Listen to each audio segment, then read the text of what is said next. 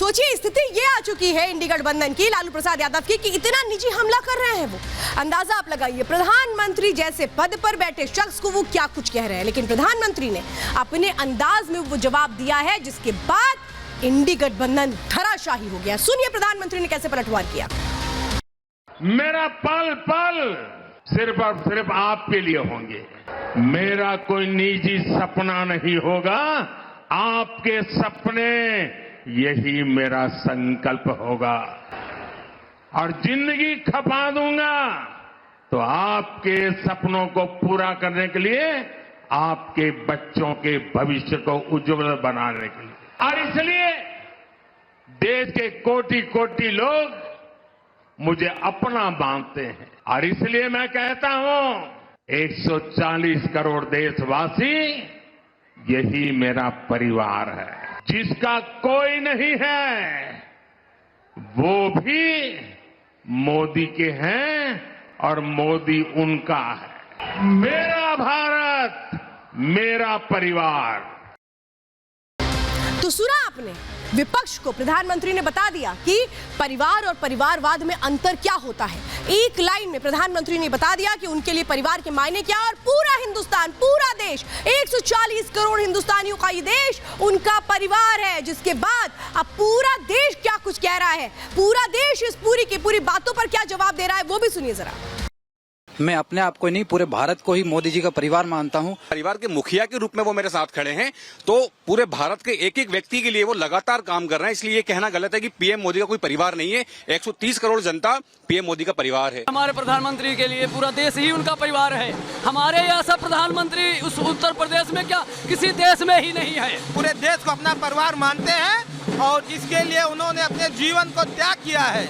मोदी जी से अच्छा हमारे भारत का कोई प्रधानमंत्री हो ही नहीं सकता। बिल्कुल मोदी जी के परिवार के लोग हैं। मोदी जी हमारे, हम मोदी जी के लिए तन मन और जरूरत पड़े तो धन के लिए भी हम मोदी जी के साथ है।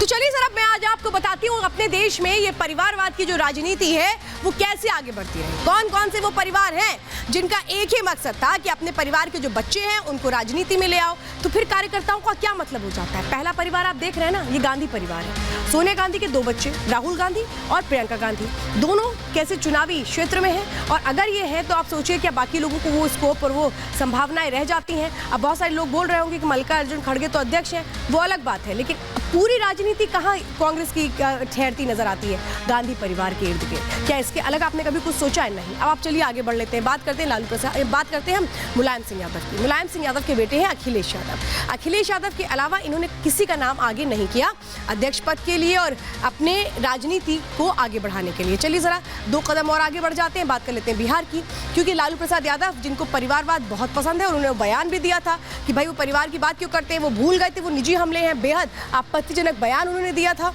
और ये देखिए, ये तेजस्वी यादव है और तेज प्रताप यादव।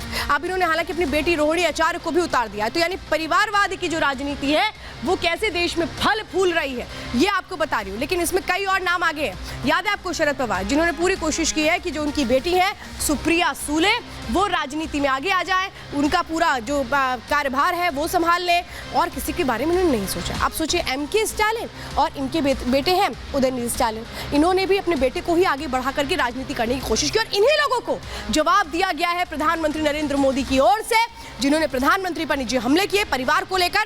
प्रधानमंत्री ने बता दिया कि परिवार मतलब क्या होता है, परिवार मतलब किसका साथ होता है, परिवार मतलब किसका विकास होता है। आज बड़ा जवाब प्रधानमंत्री ने दिया।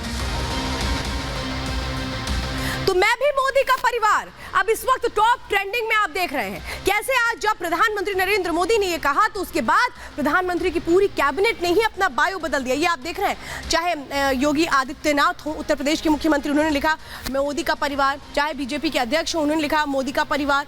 इसी तरीके से आप देख रहे हैं, चाहे हम डॉक्टर मोहन यादव की बात करें मध्य प्रदेश के जो मुख्यमंत्री, उन्होंने भी लिखा मोदी का परिवार। और ये पूरी की पूरी एक तरह से कहें नेता जो बताने की कोशिश कर रहे हैं कि हम सब एकजुट हैं। भले विपक्ष को ये लगता हो कि मोदी का परिवार नहीं है, लेकिन आज प्रधानमंत्री नरेंद्र मोदी ने साफ तौर पे कह दिया कि उनका परिवार 1-2 सदस्यों का नहीं बल्कि पूरे 140 करोड़ देशवासियों का है।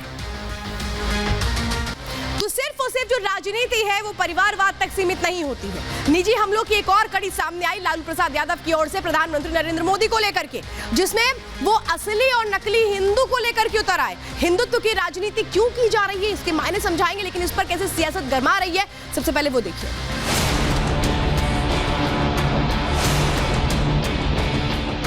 राम भारत की चेतना है, राम भारत का चिंतन है। ये मोदी क्या है मोदी? और तुम हिंदू भी नहीं है। अरे भाई, इंडी गठबंधन के लिए कोई भी हिंदू नहीं है। मोदी जी आपको धोखा देना यही गारंटी है। अरे मंच पर राहुल गांधी बैठे हुए थे, नहीं दिखे? पारसी पिता ईसाई माता के पुत्र हिंदू नहीं हैं। नफरत के बाजार में मोहब्बत की दुकान खोलते हैं। मोहब्बत की दुकान से निकले हुए असली जहर बुझे सामान वाले इस गठबंधन के प्रति जनता जनार्दन वैसा ही जवाब देगी।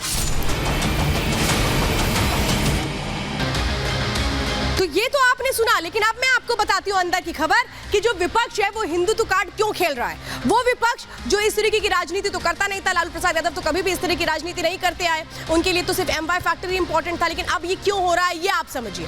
दरअसल राम मंदिर की प्राण प्रतिष्ठा से जो विपक्ष है वो डर चुका है, क्योंकि प्रधानमंत्री मोदी का ग्राफ किस तरह से बढ़ा, हर तरफ एक तरह से कहें कि प्रधानमंत्री नरेंद्र मोदी की उन बातों को लोगों ने आत्मसात किया, इससे डर गया विपक्ष। इंडी गठबंधन को वोट खिसकने का डर सताने लगा है।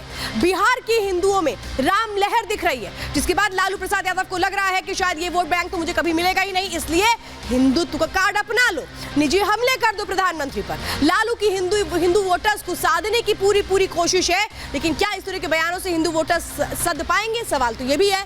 लालू को एमवाई फैक्टर के खिसकने का भी डर सता रहा है, क्योंकि साफ तौर पर प्रधानमंत्री नरेंद्र मोदी ने जिस तरह से राम मंदिर का एक तरह से प्राण प्रतिष्ठा की, उसके बाद ये सब एक साथ हो चुके हैं। अब यही डर सता रहा है लालू प्रसाद यादव को कि आखिर उस राजनीति को कैसे बढ़ाएं, इसीलिए अब वो इसमें एक तरह से नई स्ट्रैटेजी अपनाते नजर आते हैं। आप समझिए, मुस्लिम और यादव मिलाकर के जो बिहार में वोट परसेंटेज है वो कितना है? 31.9% वोटर्स। बिहार में 81.99% हिंदू आबादी मौजूद है। इसी को अपने साथ लाने की कोशिश करे लालू प्रसाद एंड फैमिली। बिहार को जीतने के लिए हिंदू वोटर्स की जरूरत है, ये बात पता है लालू प्रसाद यादव को, और इसीलिए वो असली और नकली हिंदुत्व की बात कर रहे हैं। लेकिन सवाल ये है कि क्या इसके जरिए वो चुनाव जीत पाएंगे या फिर अपने लिए और एक तरह से मुश्किलें बढ़ा लेंगे? कई सवाल है आपको आगे। तो ये जो बयान लालू प्रसाद यादव दे रहे हैं, इसके अंदर की खबर क्या है, चलिए जरा वो तस्वीरें मैं आपको दिखाती हूँ और मैं आपको बताती हूँ कि आखिर ये जो बौखलाहट है ये है क्यों। आखिर क्यों ऐसा लग रहा है कि प्रधानमंत्री नरेंद्र मोदी ने राम मंदिर का प्राण प्रतिष्ठा करके सबको अपना बना लिया है, सबको मोह लिया है। अब ये क्यों हो रहा है आप ये समझिए। दरअसल बीजेपी की छवि हार्ड हिंदुत्व वाली है, ये इन सबको पता है। राम मंदिर से बीजेपी को माइलेज मिला है, ये ऐसा लग रहा है विरोधियों को। प्रधानमंत्री मोदी ने कल की धाम की भी नींव रखी थी, तो गुजरात में मूल द्वारिका के दर्शन भी उन्होंने किए। देश के हिंदू का झुकाव बीजेपी की तरफ आ रहा है, ये बिल्कुल क्लियर मैसेज है बीजेपी की कैसे सनातन के उस पूरे के पूरे महत्व को आगे बढ़ा रही है, ये सबको पता है। तो विपक्ष से हिंदुओं की वो दूरी अब चिंता का विषय बना सकती है, ये लगता है विपक्ष को। इंडी की असली नकली हिंदू वाली सियासत इसीलिए शुरू हुई है। अब आपको समझ में आया इसमें अंदर खबर क्या है? इसमें अंदर खबर यह है कि प्रधानमंत्री नरेंद्र मोदी लगातार जिस तरह से मंदिरों के दर्शन कर रहे हैं, एक बड़ा संदेश दे रहे हैं हिंदुत्व के मोर्चे पर, वहां पर लग रहा है विपक्ष को कि हम तो फेल हो रहे हैं। और यही वो जो हार की चिंता है वो किस तरह से बौखलाहट में नजर आती है। अब आपको समझ में आया कि इसकी पूरी की पूरी कहानी कहां है।